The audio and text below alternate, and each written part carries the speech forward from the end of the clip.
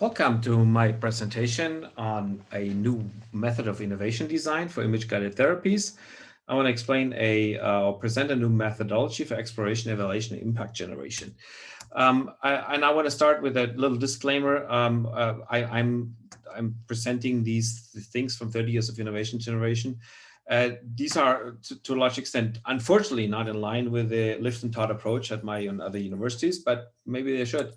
I really do believe, I say that too, that we need basic sciences and long-term open research, but not for everything. And also we need that without a well-defined societal economic. But having said that, I also do believe that, particularly healthcare and related innovation activities, we need to rethink them, and we need to think about achieving some of the sustainable development goals of the United Nations, and particularly some generalistic health goals. So we have a lot of new technologies, and they will play a big role in the future.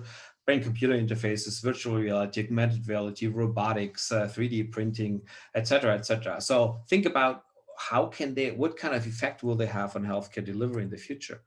I already mentioned the Sustainable Development Goal of the United Nations, good health, well-being. Well, if we really think forward, what we should reach in our development activities is to create prediction models to make sure that we actually prevent diseases from happening.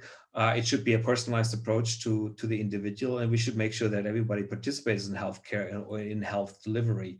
So we don't want to, continue this current sick care system. We want to prevent things from happening. And if you combine this with improving clinical experience, clinicians' experience, patients' experience, we have better outcomes, and we actually think about cost, then we will reach these sustainable goals: socioeconomic effects, healthy environment, taking care of your health, and having healthcare available to everyone, but that can only be reached with lower cost. And the question I ask you is, do we really work on these big goals?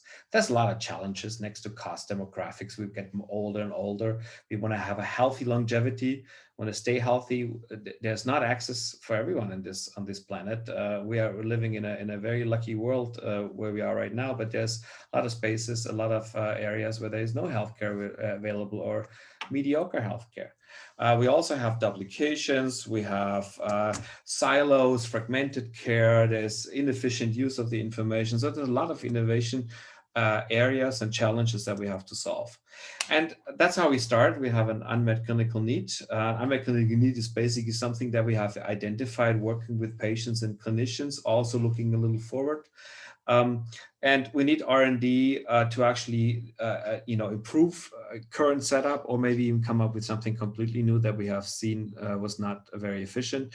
Research is certainly an initial step to match these needs with research activities, solutions, but very often it stops at the papers and patents and will not be translated. So translation is a very, very important task that we need to address to make sure that there's really a circle here. And we need to do this also by changing the education to make that a little bit more horizontal. So we need to do more soft skill training for everyone. Innovation generation requires interdisciplinarity, it requires understanding unmet clinical needs, understands also thinking about working as an entrepreneur and some economic aspects. It requires different learning skills, and it requires also different life skills that we don't teach: curiosity, enhancement, initiative taking, etc., and also leadership issues. What we do typically very well is the technology depth, but that needs to combine with these other skills. And I think we need to rethink on whether we're really doing this, because if we really focus on problems in the future and focus on empathy and economics as a base ground, we need to think on whether we can do that with the current setup. So what our approach is right now, that we follow this biodesign approach of identification. So I find an unmet clinical problem, define the problem statement, invent solutions around it, but they may not be ideal. So that's why we have to go iteratively back and forth, and then implement solutions first as minimal viable prototypes, and then as subsequent products maybe. And we need to do this in interdisciplinary teams. That's the key to everything. So 21st century skills are needed. They need to be taught. They need to be taught at university, and they need to be taught also with intentional disruption in mind. That's a different approach. It's not like thinking 10% better, 10% faster, thinking in terms of 10 times faster. That is disruptive. That will create a completely different thinking process. And we need to change the value propositions of a development. Cost doesn't sound very exciting to a lot of researchers, but cost is a driving force for innovation and disruption. And if we focus on cost, we come up with completely new ideas and completely disruptive ideas. And for that, we need to use all kinds of different methodologies that allow us to actually find these problems, validate the problems, and come up with good solutions.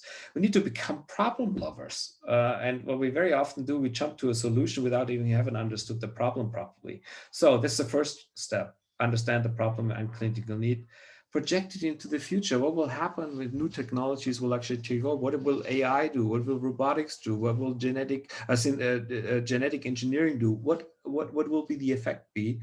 Also start thinking about the solutions once you understand the problem, why not beforehand? And you should have many, many, many ideas, also crazy ideas, and check them with a minimal viable prototypes and try to validate them by going back and forth. And that's what we do a little bit in our lab. We have this biodesign process in the center. We have university affiliation, obviously a very close affiliation to industry. And we have a focus. And the focus is image-guided therapies, minimal invasive therapies, operating room of the future. And we do this by actually by having a lab that allows to bring, it's directly at the university hospital in the medical faculty, to bring clinicians over and have engineers there, and together they can work on ideas. You see robotics, you see a simulated surgery room, you see some therapy and diagnostic tools. And we use all kinds of innovation methodologies. There's also meta methodology, purpose launchpad, that is kind of like the key of our work. And we use future-oriented looking, like creating cartoon books. I'll talk about this later, and other innovation segments. It's very important to be a little process-oriented on that part, because that understands to turn an understood problem into proper solutions. And you need to do that in interdisciplinary teams. It's not working if you only do it in the clinical part, if you only do it as an engineer. And you need to think about intentional disruption. Again, thinking 10 times differently. And what we have done, we have created in the medical faculty a 5-credit unit lecture called Health Tech Innovation Design. And in that, interdisciplinary teams, clinicians, engineers, data scientists are put together. They're taught the methodologies, but they also are integrated into a bottom-up approach. For that, we use the Siemens Innovation Think Tank certification program, and a top-down approach where we look far in the future and try to create a story using a cartoon book.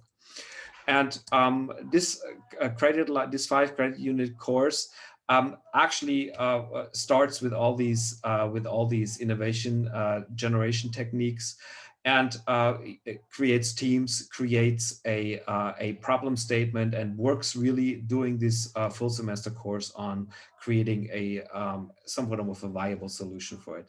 And the intentional disruption that I see as a visionary approach obviously needs to always cut down in some incremental steps. And you can follow this very nicely. It's an online course. It's about 30 hours of recording, actual hours, not academic hours. And here's the link to the first lecture. This is an excerpt from the cartoon book that we created 20 years down the line. This title here is AI Saves the Day, Health Saves the Day. So the question was, how do you see the future of health 20 years from now, and how do you want to see it? And 100 people from 30 countries worked 8 hours on an online session, and that's the results professionally rendered. You can download this as a free book as well. It's uploaded to ResearchGate.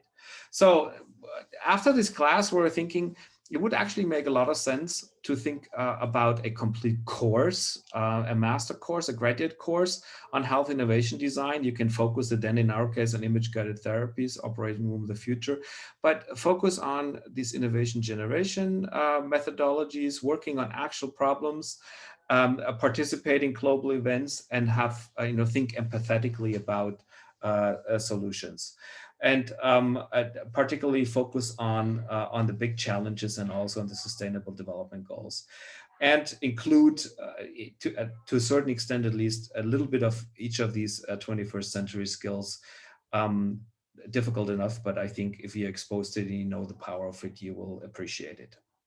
So we used we evaluated all these programs, these Future of Health, that was a future-oriented one, the cartoon book one, then the Siemens Healthy Years program, our own lecture, to come up with a novel curriculum in health tech innovation design, which is try to to pick and choose the best things and give the students a full look on bottom up and top down approaches as well as methodologies. And this is what we came up with. It's a 90 credit unit course load over 4 semesters. I think you can also do it over 2 or 3 semesters. A lot of things are online. There's only one part, is the yellow one here, where we require the students to come to an innovation lab and actually do something tangible. Yeah, that's it. Thank you very much for your attention. Please get in touch with us if you are interested in such a program, and maybe even our team.